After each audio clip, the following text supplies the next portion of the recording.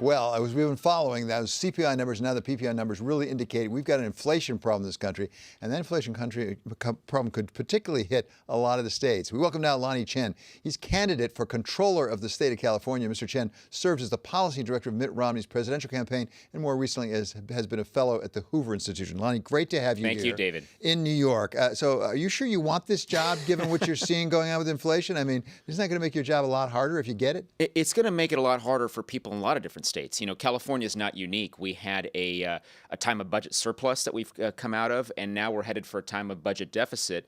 Some of that's due to economic trends. Some of that's due to our tax collection system and some of the challenges that we have. Obviously, a very lumpy tax collection system in California, very heavily dependent on capital gains. But at the end of the day, I think it's precisely times like these that require new leadership that has an understanding of how the economy works, leadership that has experience in public policy and academia, as I've had, but also in business. And I think that's why I've become pretty frustrated with what's happening in California. And I think this particular position is one where we can actually move the needle on good governance in California and hopefully improve the state of our economy. So what is the state of the California economy right now? Because I remember back when we were talking about some of that fiscal stimulus, some of the Republicans like California were saying California doesn't need it because they're making a lot from tax revenues, in part because people were selling a lot of appreciated stock, I think. Well, that's exactly right. So we're in a very strong budget position this year. That's going to change, as I said, next year. So we had a $97.5 billion surplus this year. We got a tremendous amount of federal assistance. There hasn't been a ton of accountability, I would say, for a lot of that assistance. So $60 billion has come in for public schools in California. No accountability. We had massive unemployment insurance fraud, as many other states did. I think there was a calculation that across the entire country, over $100 billion in unemployment insurance fraud. We know at least 20 of it was in California. So we have an accountability problem. And the challenge is, of course, money continues to come into the state of California. Going forward, the issue we're going to have is with capital gains realizations down this year, we're headed for deficit, and we're headed for massive deficit. We're going from $97.5 billion up to probably $20 to $30 billion down over the next 2 fiscal years. So this is really going to be a challenge, again, not unique to California. I think a lot of states are going to have to deal with this. But do you smooth that out in California with sort of a rainy day fund where you take some of that $97 billion excess so you can afford a deficit going forward? We do have a rainy day fund in California. I think the question, of course, is whether it should be more robustly funded. The other issue, of course, we have is massive unfunded pension liabilities. And there, the state could be devoting more of that surplus money to paying down our long-term pension responsibilities. They take a little bit out of the surplus to do that, but not nearly enough in my view. So that's an area where the controller can have some impact, sitting on the boards of CalPERS and CalSTRS, of course, the 2 large public pension funds in California. So, talk to me just for a moment about the education part of it. We talked to Gene Sperling at the White House yesterday. Yeah. And one of the questions we asked him was, maybe you could help a little in the inflation by not expending all the funds that haven't been spent so far under the American Rescue Plan. He said, no, a lot of that's for education, to catch up on some of the education we lost during the pandemic. Is he right? Well, a lot of education dollars are coming to California. A lot of it was use it or lose it, and it's been used. Now, the question is what it was actually used for. Going forward, I think California has a very robust education financing structure. We've had a couple of voter-passed initiatives that mandate certain amounts of spending on education. That's always going to be popular. That's always going to be important for a state like California to invest in public education.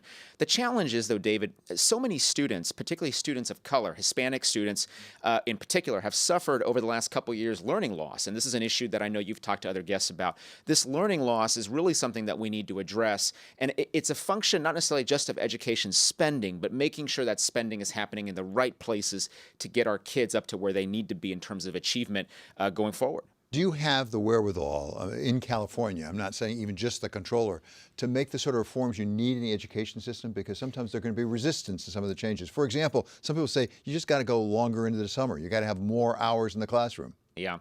Well, we have a position in California called the Superintendent of Public Instruction. It's a nonpartisan position. Unfortunately, that position's been occupied by someone who's been very sympathetic to the cause of the teachers' unions, as opposed to somebody who I think would push for reform. We actually had a great person running a couple years ago, a guy named Marshall Tuck, who was a true reformer. Unfortunately, he couldn't make it over the finish line. One of the most expensive down-ballot campaigns in California history. The reality is we're not going to be able to reform the education system until we take a fresh look at what we need to do to improve results, improve outcomes for kids. And unfortunately, I'm not sure that the will is there right now. Lanhee, go back to the pension issue that you were talking about, unfunded pensions. A lot of states have that problem, as we know. Illinois, for example, we talk about often, places like that. As I understand it, it was sort of addressed in Rhode Island by Gina Raimondo when she was governor there. It was not very popular. If you're really going to try to reform that, it's Yeah. not a popular thing to do. Do you have the wherewithal to get that done? Well, I'll tell you, the first step is we need a true accounting of what the liability is. For years, one of the things CalPERS has done is essentially apply an artificially high assumption on return on investment. So if you assume that your return on invested capital is going to be higher than it actually is, your liability is going to look lower than it actually is. So one of the first things we have to do is be honest. We have to level with people in California. What is the actual liability? What does that look like? And then we can begin to tackle the problem. Right now, we don't even have a sense of the scope and scale of the problem.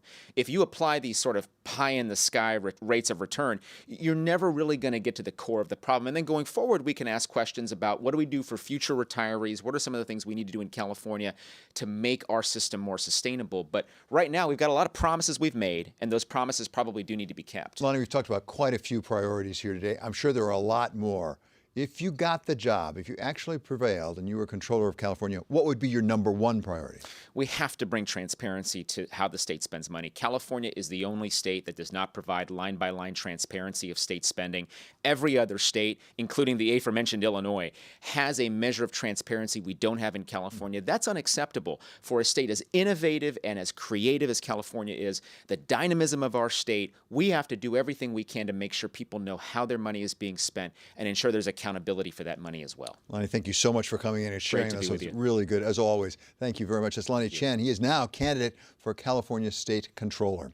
Still to come, we're going to talk with CEO of Aflac. He is Dan Amos about what inflation means for his insurance business. This is Balance of Power on Bloomberg Television and on radio.